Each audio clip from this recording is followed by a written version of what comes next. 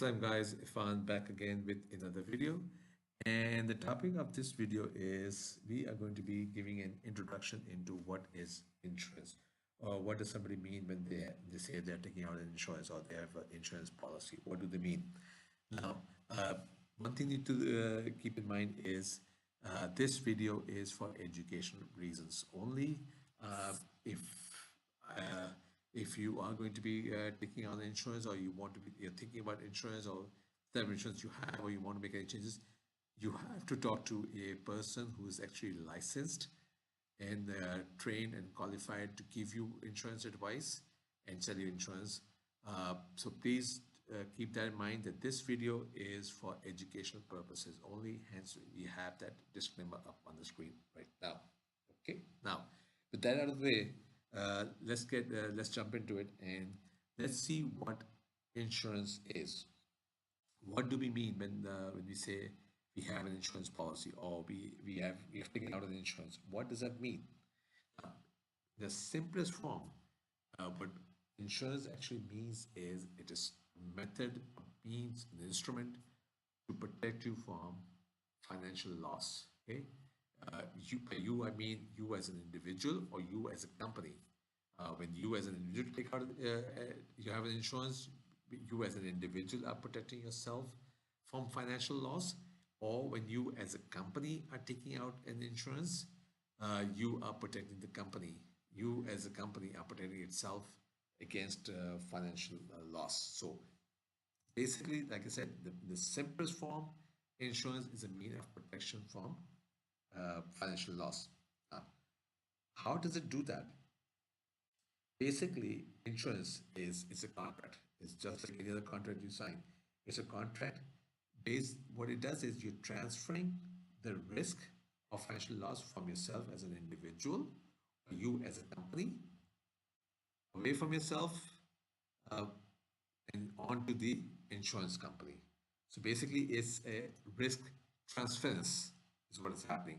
You're transferring the risk of financial loss from yourself as an individual, or you yourself as you yourself as a company. Since you want to protect yourself from the financial loss, you're transferring the risk of the financial loss from yourself, and you're transferring it on to the insurance company. So basically, if you think about it, what you're doing is you're managing risk. Okay, you're managing risk, and essentially, insurance is used as a hedge against risk of risk of a contingent or uncertain loss. So what you're doing is you're transferring the risk onto the insurance company, and that in that manner you're managing the risk that you as an individual or you as a company will be facing. Now, having said that, there's the different types of insurances, and certain types of insurance that are available actually mandatory in the US and most of the world, most part of the world. And then there are types of insurances which are optional. Now, for example, automobile insurance. It is mandatory for you to have a car insured before you bring it out on the street. Okay, in the US, and it's the same way pretty much in every major country. You need to have your car insured before you can drive it on the road.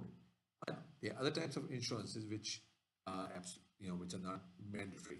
For example, house fire. You may or may not be required to have your house insured against fire, catching fire. Okay, it may that's optional. But coming back to the automobile, that's a mandatory. So there are types of insurances which are mandatory for you to have, and then the types of insurances which are optional to have. Now, how does insurance actually work? Okay, what you do is, first of all, you need to figure out what you as an individual or you as a company, what are you worried about? What do you want to be protected against? That's the first thing that you need to figure out. What type of protection, or what you need to be protected against? That is the first step. Okay, so you figure out what you want protection against, and that only then can you actually proceed with the insurance process. Now, what you say, for example, you bought a new car, it's automobile insurance is mandatory. So now you know what you need. Now you actually go to the insurance company. Okay. Now the insurance company what it would do is it will sit down and calculate the probability of the financial loss that you're worried about actually manifesting itself. Okay. Uh, there may be the risk or the chances of the financial loss actually materializing may be more or less depending on certain circumstances. Uh, for example, if you are, say for example, you're an 18-year-old and you have a terrible driving record, you have speeding tickets, you've been in accidents, and now you've just bought a new fancy sports car, and you, in order to be able to drive it legally on the streets in the US, you need to have insurance, and you go to an insurance company, and obviously the risk of you being in an accident are much higher because of your age and because of your driving record. And therefore, what the insurance company would want you to pay for that insurance would be higher, as opposed to, say, for example, you're a 60-year-old, you have a squeaky clean driving record, and you're buying a station wagon, okay, instead of a sports car, fancy sports car. So in that case, the insurance company will charge you a whole lot less because chances of you being in a car accident is a lot less because first of all, it's a station wagon that you're buying. You're 60-year-old, so you're not prone to driving fast, and chances are you won't be driving fast when you're 60 years old, and you also have a clean driving record, so you do not have past history of driving rashly. So your insurance company will charge you less as opposed to that 18-year-old we just discussed. Okay, now let's look at a few definitions.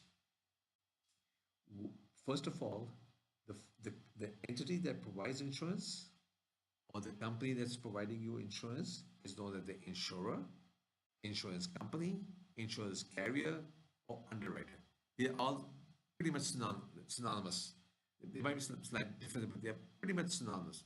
The insurer, insurance company, insurance carrier, underwriter. This is the company or this is the entity or financial institution that is actually providing the insurance. Okay, so that's the first definition. Now, the person or the individual or the company that's being insured is called the policy holder. Okay, the person who actually takes out the insurance, who's buying the insurance, is known as the insured or the policy holder. Now, the insurance transaction involved the insured assuming a guaranteed and a known relatively small loss. Okay, what is that loss?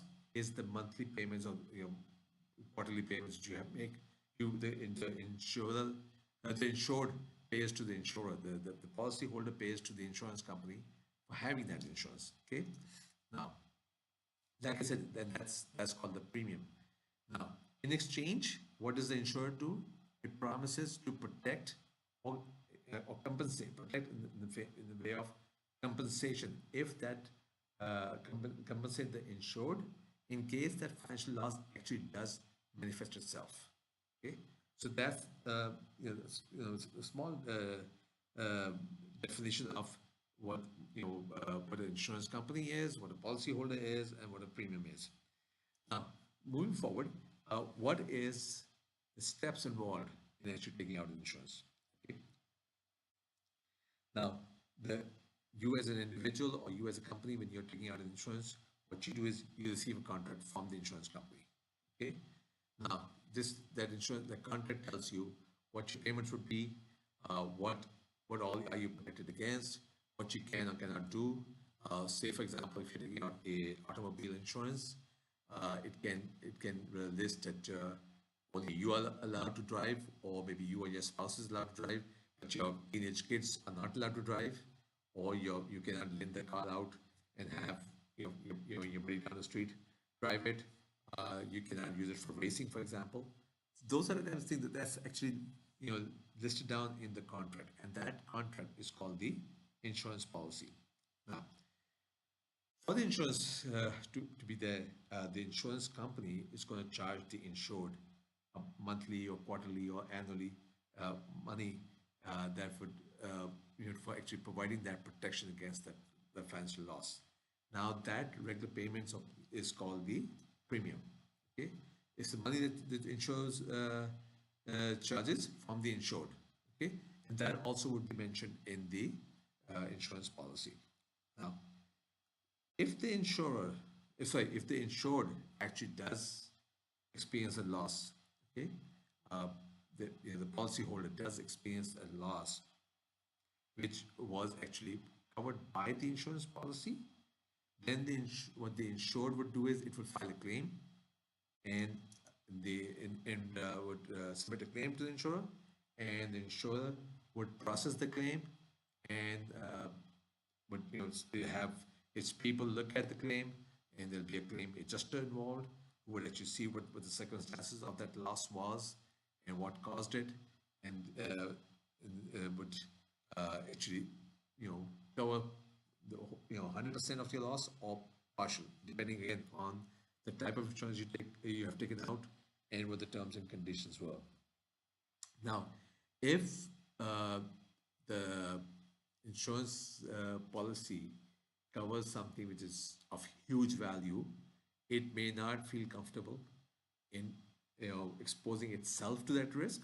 So it may in turn get itself insured. Okay, so because when you transfer the risk from individual or company onto the insurance company, now the risk belongs to the insurance company. Now, if the insurance company feels that that risk is too high, first of all, the premium is going to go up. Secondly, it may even want to transfer some of that risk from itself onto another company. So we'll take a reinsurance. Okay, so that's how the insurance company would also cover itself. Okay, now what are 7 very common types of risks? Okay, let's see what are the common types of risks and why and that's what the insurance company would cover you for. Now, the first type is called the large number of similar exposed units. Okay, now what does that mean? Now, since the insurance operates through pooling resources, right? Majority of the insurance policies are provided for individual members of large classes. Okay. Now, what this does is it allows insurers to benefit from the law of large numbers, in which predicted losses are similar to the actual losses because of, because you have enough sample size, basically. Okay. So what it does is it combines all together, and then it knows what what risk it is exposing itself to. Okay. Then the second type of risk is called the definite loss. Okay. Now that's a kind of loss that would take place in known time, or it's pretty certain that's going to happen. For example, death of an insured. If you have a life insurance,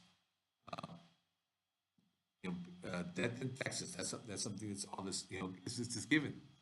Uh, so that is a definite loss. Okay. So the classic example of a death of an insured person on life insurance policy. Okay.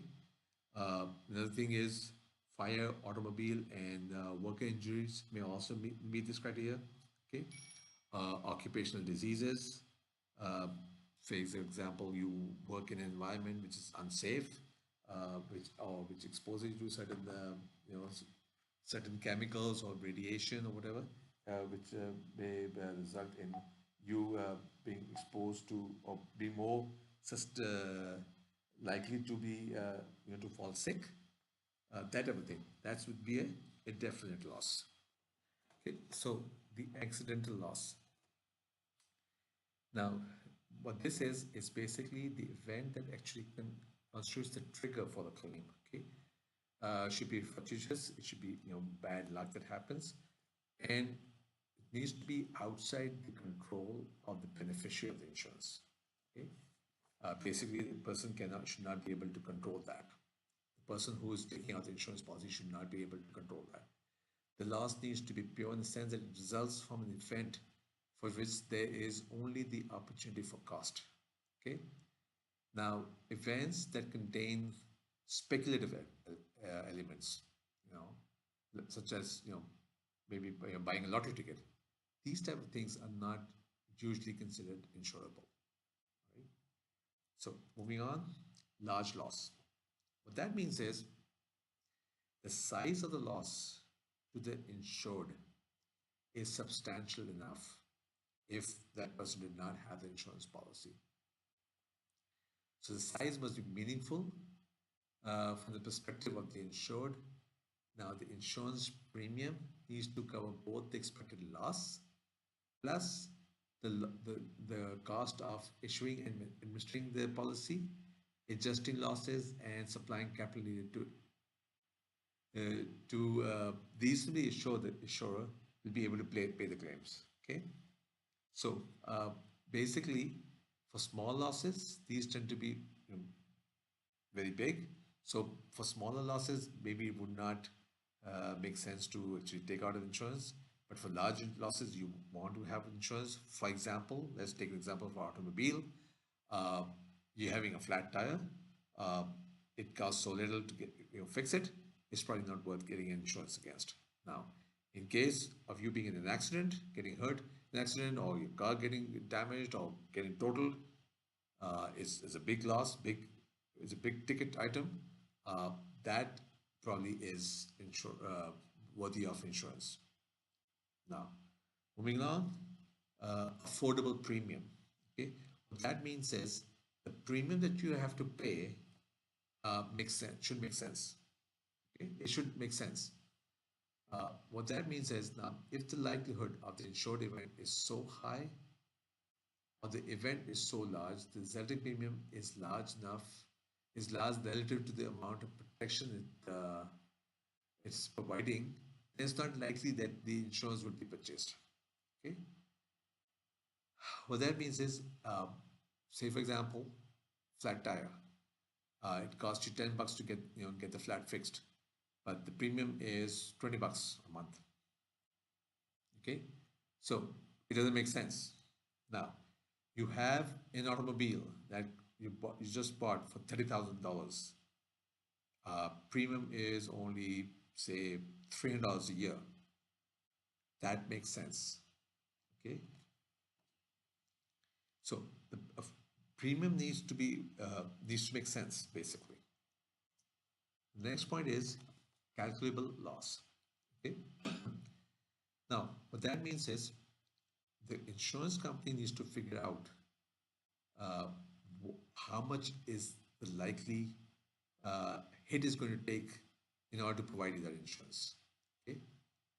Now here two elements must at least be estimatable. That you can at least estimate two different variables. Okay. One is the probability of loss, and the other is the attendant cost. Okay. Now, probability is loss is is mostly an empirical exercise that you do, while the cost is more has to do more with the ability of a reasonable person in possession of the policy and the proof to file claim. Okay, so you need to for the insurance company's point of view, it needs to have that data figured out in advance. And the last is limited risk of catastrophically large losses. What that means is if there is a chance that the loss would be huge, insurance companies may not be willing to insure. Say, for example, home insurances in hurricane areas where hurricanes tend to hit. Maybe insurance companies are not interested in insuring a house against a hurricane. Places where floods are more common, insurance companies may not be too much of an interest to provide insurance. In such cases, at times what happens is the government, as a service to its citizens, the government provides the insurance. In case in an area where hurricanes are common, and a hurricane does hit and your house does get damaged, the government will, will step in and, help you rebuild. So in those cases, the insurance company or companies may not be too interested in actually giving you the insurance, and the state or federal government needs to would step in, and they would act as the insurer, just like your bank accounts. They are insured against the bank default, against bank, going under.